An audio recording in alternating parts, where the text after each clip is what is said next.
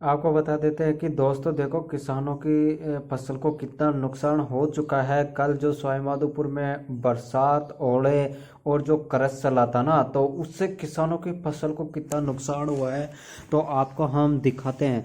तो देखिए दोस्तों कि जो कल कार से चला था तो उसमें किसानों की फसल तो इस तरह बर्बाद हो चुकी है। बहुत ही नुकसान इस तरह का झेलना पड़ा है किसानों को कि इतना कर्ज सवाईमाधोपुर में चला था। कर्ज के साथ ओलावृष्टि भी हुई थी, तो उससे फसल को बहुत ज़्यादा नुकसान हुआ है। सबसे ज़्यादा जो फसल को नुकसान हुआ है वो गेहूँ की फसल को हुआ है।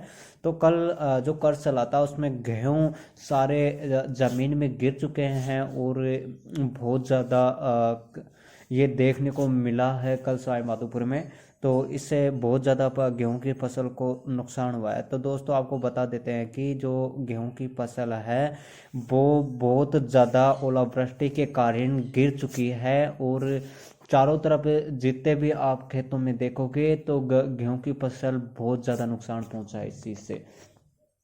तो कल कई जगहों पे आकाशीय बिजली भी गिरी थी और कई जगहों पे आकाशीय बिजली के कारण मौत भी हो चुकी है।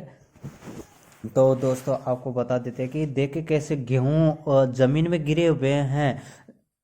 आपको गेहूं बिल्कुल भी खड़े नहीं दिखाई दे रहे होंगे। वो सारी गेहूं जमीन के पे गिरे हुए हैं।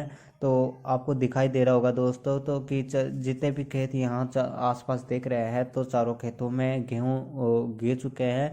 और जो मेड़बंदी है दोस्तों उस पे भी निकलने का रास्ता नहीं है। ये चारों तरफ एक दूसरे खेतों के गेहूं आपस में मिले हुए हैं मेड़बंदियों पे। तो देखो ना।